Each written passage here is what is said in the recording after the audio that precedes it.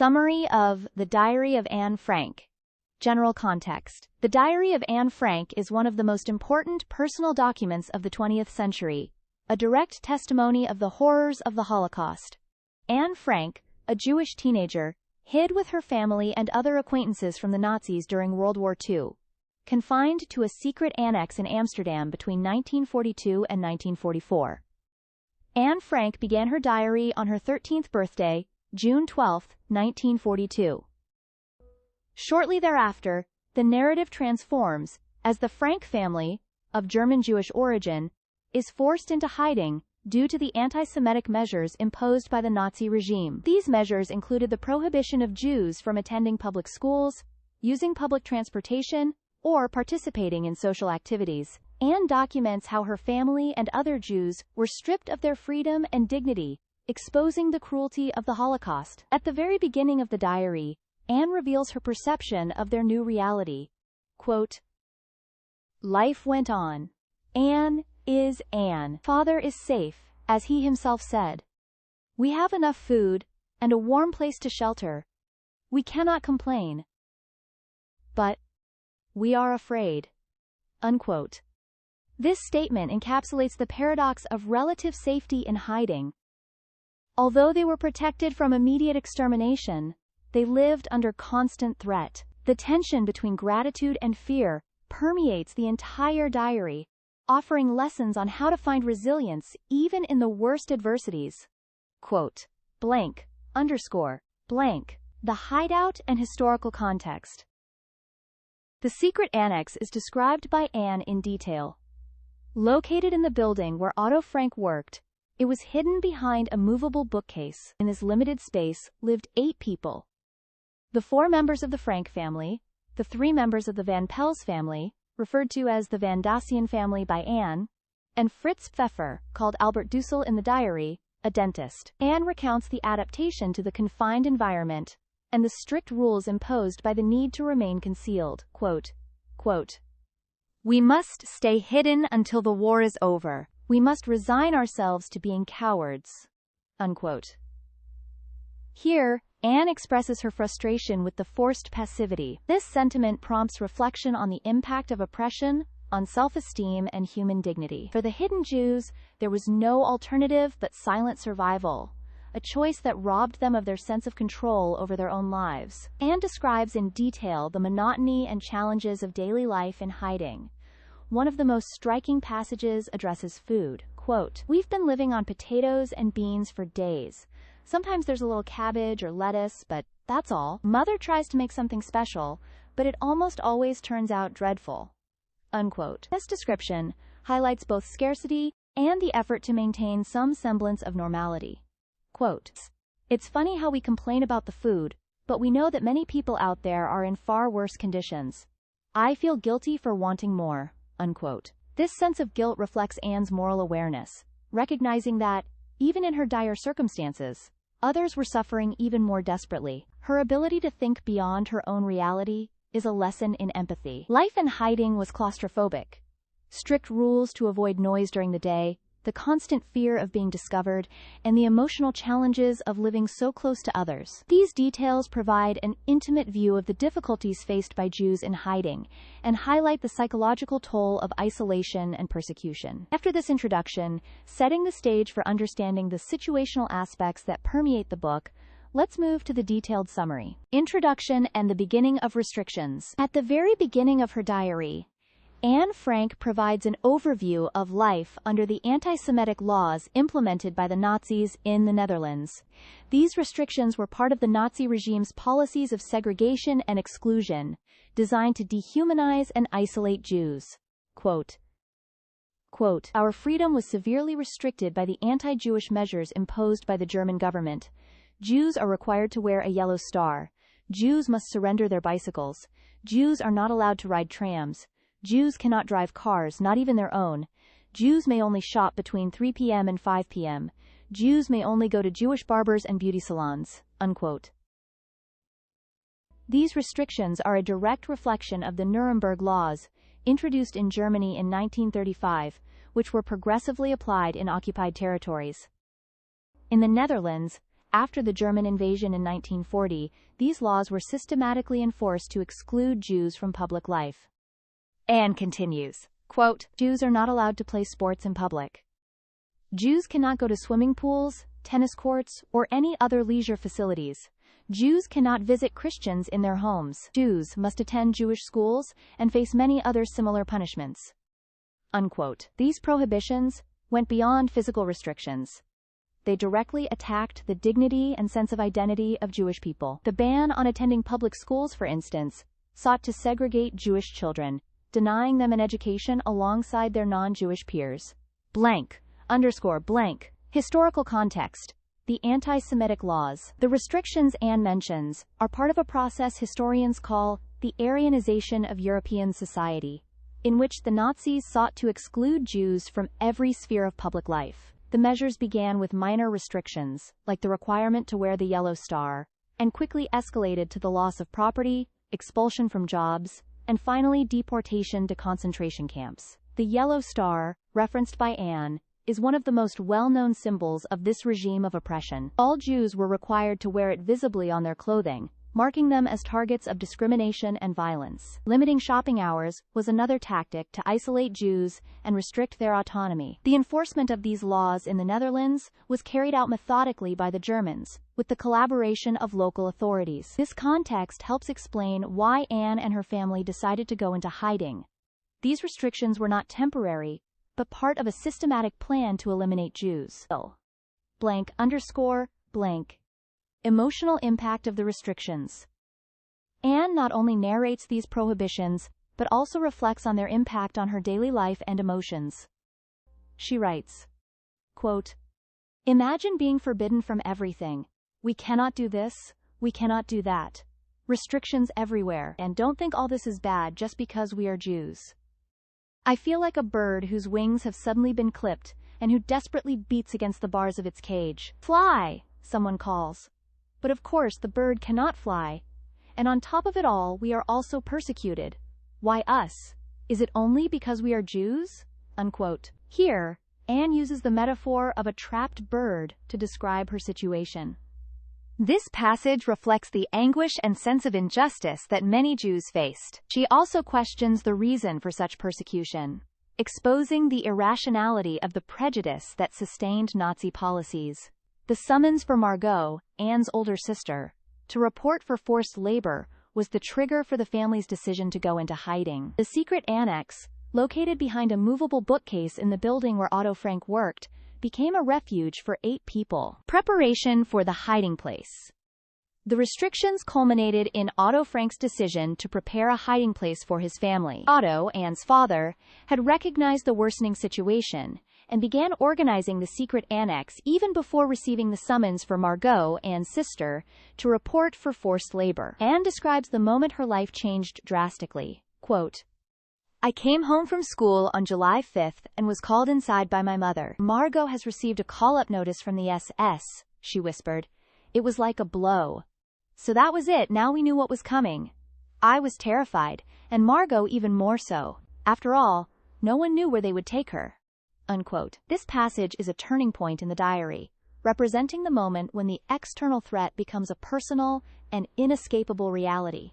The summons was, in truth, a death sentence, as many of those summoned were never seen again. Reflections and lessons. These first pages of the diary are not only a recounting of events, but also provide an opportunity to reflect on the mechanisms of authoritarianism. The laws Anne describes show how the Holocaust began not with concentration camps, but with the normalization of exclusion and discrimination. Quote, Lessons to learn. 1. The importance of early resistance. The measures against Jews were implemented gradually, which allowed many non-Jewish people to accept them as normal. This highlights the importance of resisting small acts of discrimination before they escalate. 2. The value of empathy and solidarity. While most conformed to the anti-Semitic laws, there were also those who risked their lives to help families like the Franks. Anne's story reminds us of the transformative impact of empathy and courage. 3. How history can repeat itself. The restrictions Anne describes are a reminder that, Authoritarian regimes often begin with the dehumanization of specific groups. This historical vigilance is essential to prevent something similar from happening again. Conclusion to this introductory part. A beginning that sets the tone. Anne Frank's initial descriptions of the restrictions on Jews set the tone for the diary. More than simple rules, they illustrate how a system can gradually destroy lives and identities. Through her lucid and emotionally charged writing, Anne not only documents her reality, but also warns us about the dangers of intolerance and indifference. Life in the secret annex. After describing the initial restrictions and the decision to go into hiding, Anne begins to detail what it was like to live in the confinement of the secret annex. The cramped space, strict rules, and forced coexistence are recurring themes. Anne writes, quote, "You can't make any noise during the day, absolutely none. When all the workers are in the building, we tiptoe and speak in whispers. The slightest sound could betray us." Unquote. Historical context. This need for absolute silence reflects the climate of fear in which hidden Jews lived in Nazi-occupied Europe. The Gestapo, the German secret police, frequently searched buildings suspected of harboring Jews. Any noise or movement could lead to discovery. This psychological pressure was common among hidden families, who often experienced emotional breakdowns due to confinement. Reflections on coexistence. Anne details the conflicts among the annex residents.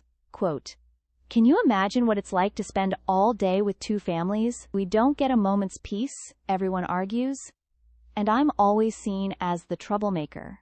Unquote. Tensions arose from small things: bathroom use, food distribution, and even schedule management. Anne's intimate account teaches us about the complexity of human relationships under extreme pressure. Additionally, it highlights the resilience needed to maintain coexistence in such a limited space. Quote, 1. Quote, "Mrs. Van Damon is unbearable. She always complains that we eat too much or don't help enough." Unquote. This quote illustrates how everyday tensions were amplified by the constraints of the confined space. Anne often expresses her frustration with Auguste Van Pels, showing how different personalities contributed to friction. 2. Quote, "The arguments between my mother and me are becoming more frequent.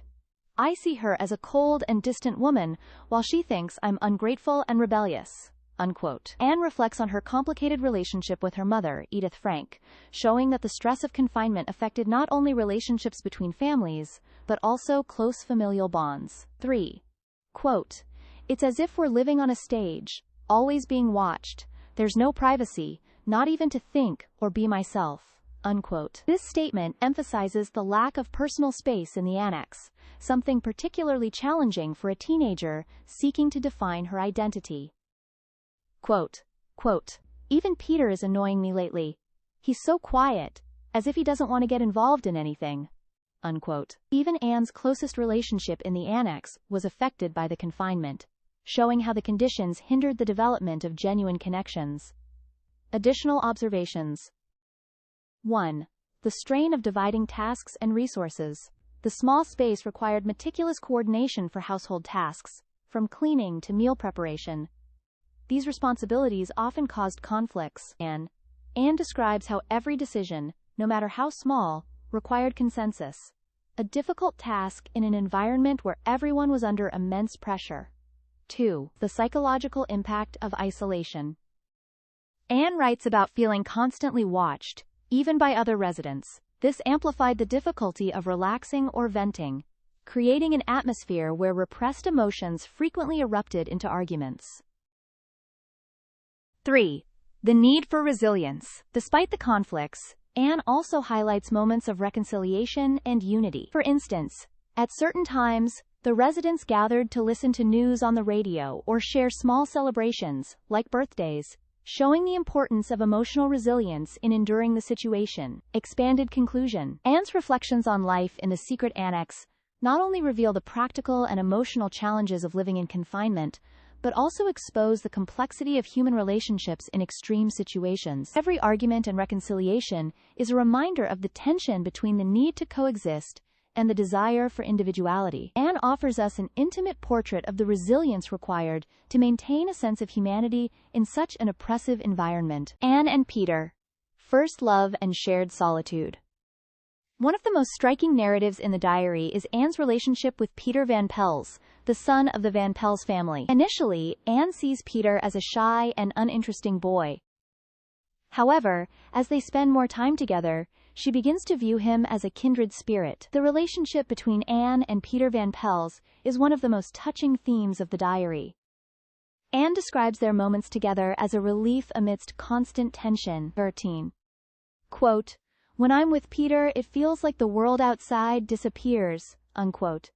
However, Anne also reflects on the depth of her feelings. Quote, "Is it love, or just a way to escape reality? Peter is kind, but does he truly understand me?" Unquote. This doubt reveals Anne's maturity and her quest for authentic connections. Quote, "Peter and I go up to the attic at night. We talk about everything, our fears, our dreams. I never thought I could enjoy being with someone so much." Unquote. The attic mentioned was one of the few places in the annex where Anne and Peter could escape the constant presence of other residents and share their most intimate thoughts. This space symbolically became an emotional refuge for both. Quote, "We talk about everything, our fears, our dreams." Unquote. This part of the sentence highlights the depth of the conversations between Anne and Peter. In the annex, where monotony was overwhelming and fear constant, these conversations offered emotional escape and a way to cope with reality. They shared their anxieties, fear of being discovered, of losing their families, and of not surviving the war, but also discussed their dreams, revealing their hope for a better future.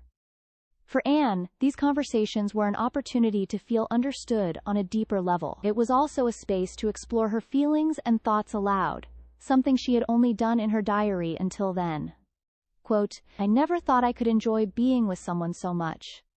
Unquote. This part of the sentence is especially revealing because it shows the shift in Anne's perception of relationships and human connection. Before this, Anne often felt misunderstood, particularly by her mother, and emotionally isolated, even within the annex. Her relationship with Peter gave her a sense of closeness and affection that went beyond what she experienced with the other residents. However, this phrase also reflects a universal need, the desire to find comfort and connection during difficult times.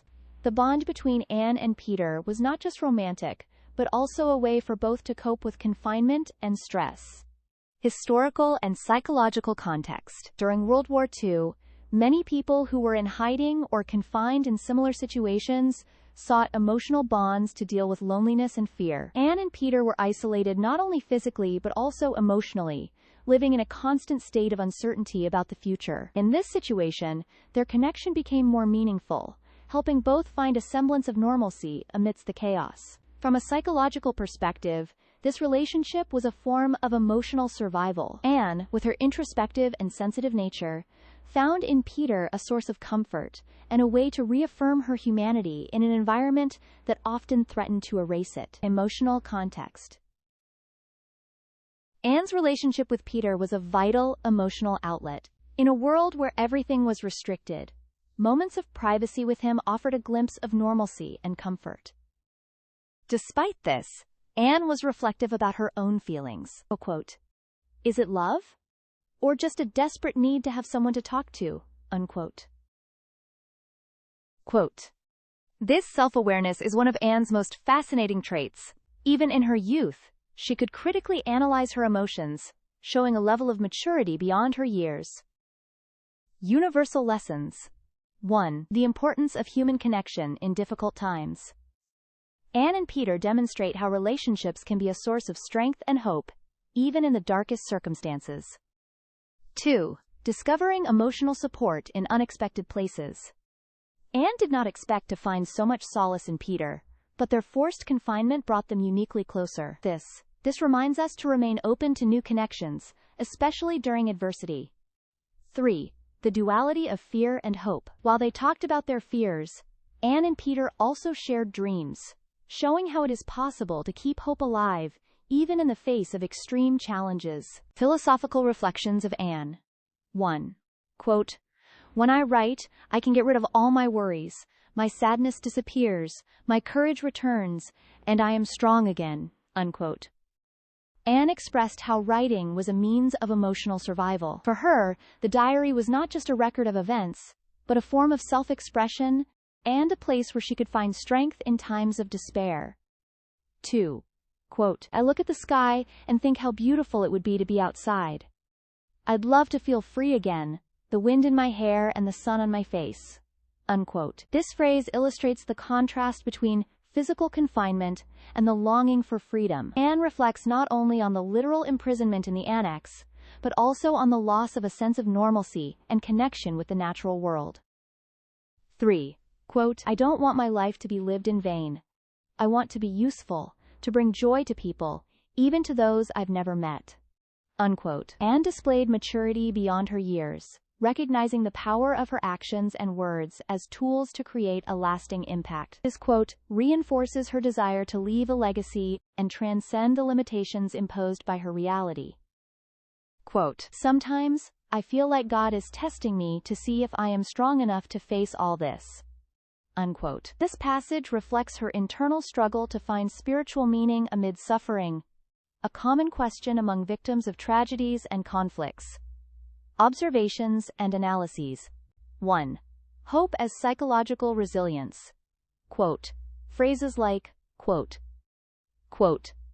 I want to go on living even after my death, unquote, and, quote, despite everything, I still believe in the goodness of people, unquote, show that Anne used hope as a way to face the horror around her. This optimism was not naive, but a mechanism to sustain her faith in humanity, even in the face of extreme dehumanization. 2. The duality of humanity. By believing in the goodness of people, Anne sought to reconcile the dichotomy between the evil of the Nazis and the acts of courage and kindness of those who helped Jews. This perspective reflects a continuous search for justice and understanding, even in situations of absolute injustice. 3. Nature as a spiritual refuge. Her reflections on the sky and desire for freedom show how Anne saw the natural world as a symbol of hope and transcendence. Despite confinement, she maintained an imaginative connection to the freedom the sky represented. 4. The diary as a philosophical space. Anne transformed the diary into a space of introspection, where she could philosophize about universal issues like mortality, the meaning of life, and human resilience. These reflections helped her cope with her mortality and the chaos around her.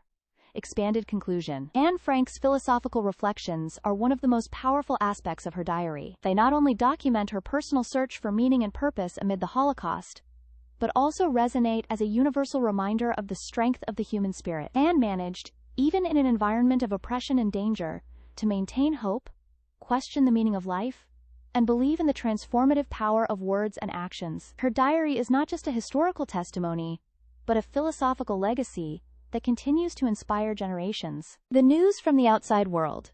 In the annex, the residents had limited access to external information, relying mainly on the radio for updates. Anne enthusiastically recounts D-Day, the Allied landing in Normandy on June 6, 1944. Quote, finally, good news! The Allies have landed in France.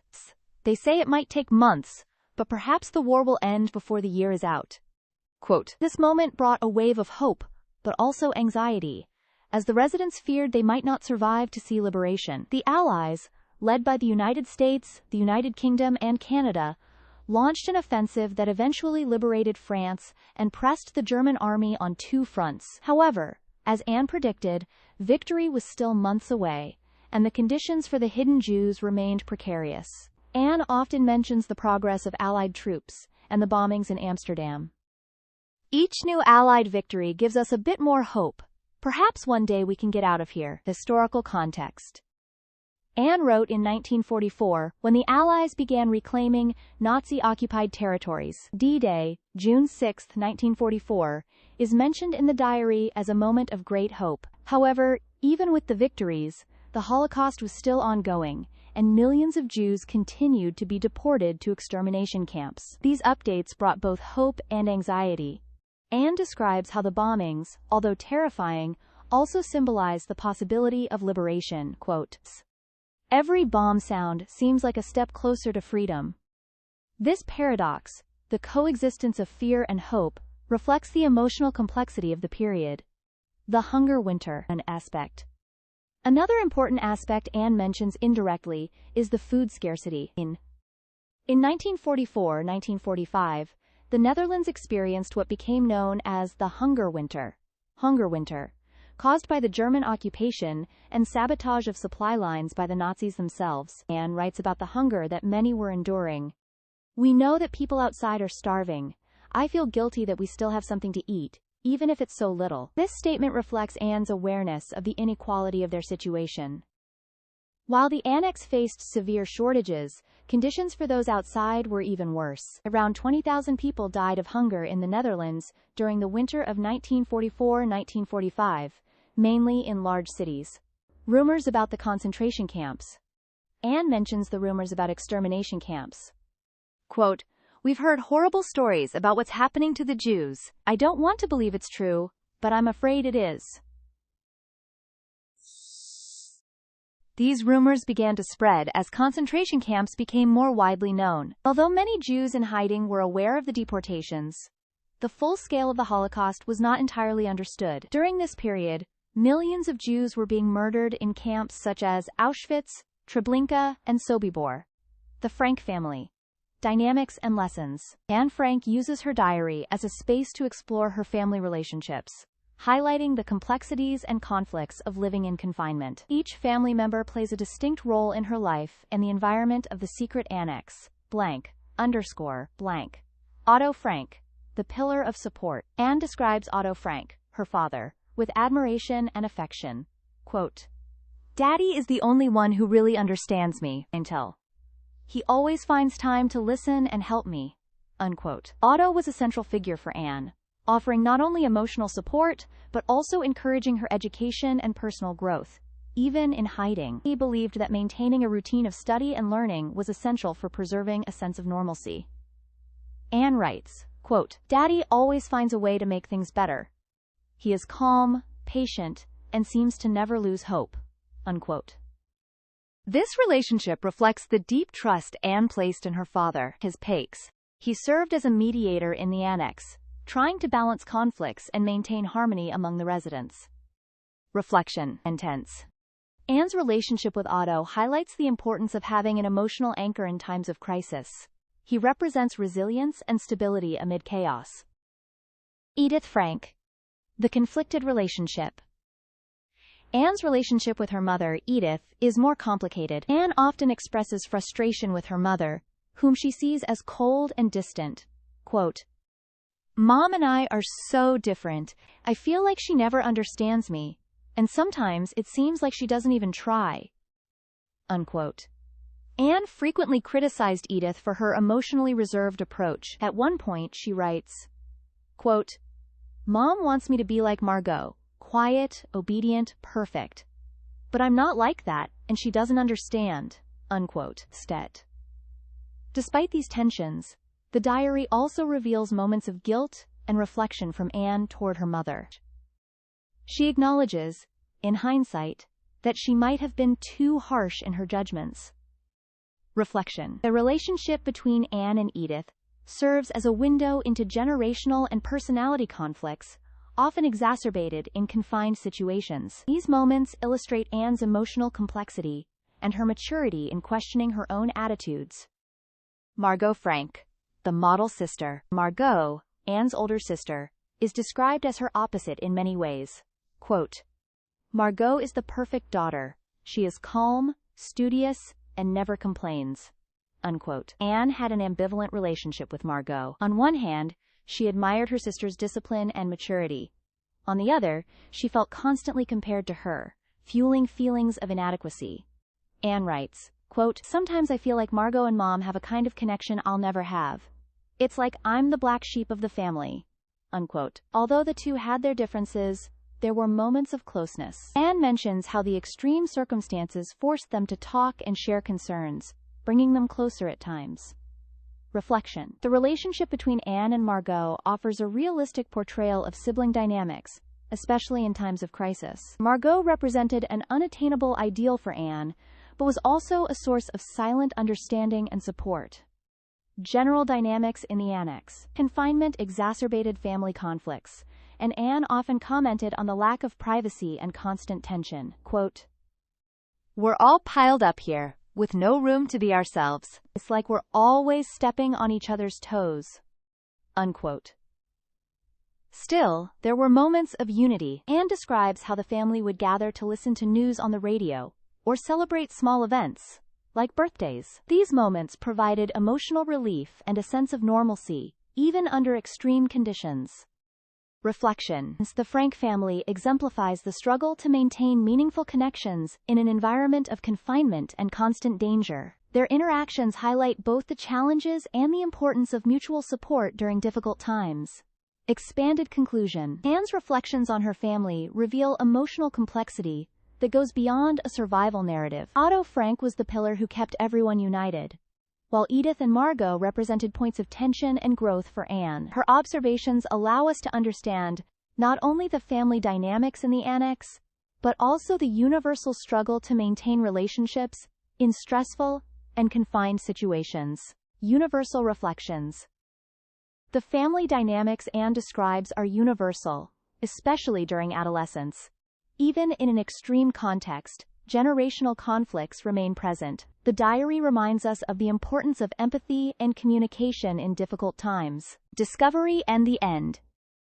The diary ends abruptly in August 1944, when the Gestapo discovers the annex. Anne and the other residents are arrested and sent to concentration camps.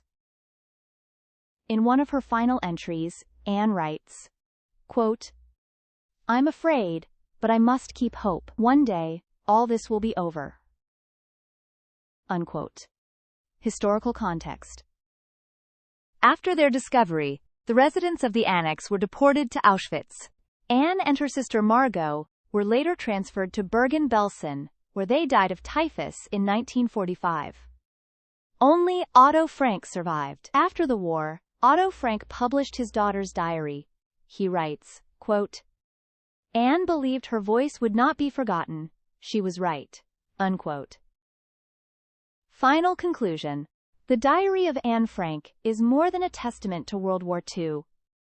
It is an intimate and profound portrait of human strength and complexity in times of adversity. Through her words, Anne Frank transports us to the claustrophobic reality of the secret annex, allowing us to feel the weight of oppression and the fragility of life under the Nazi regime. At the same time, she inspires us with her ability to find beauty amidst chaos, to maintain hope even in the face of constant fear, and to nurture dreams when everything seemed lost. Anne not only documents the horrors of war, but also explores the nuances of human relationships, the ethical and emotional dilemmas that arise in extreme situations, and the struggle to preserve dignity and identity. Her accounts are a powerful reminder that humanity is capable not only of unimaginable cruelty, but also of resilience, empathy, and kindness, even in the darkest circumstances. Anne's story, in many ways, is a metaphor for the Holocaust as a whole. Although the diary ends abruptly with the discovery of the annex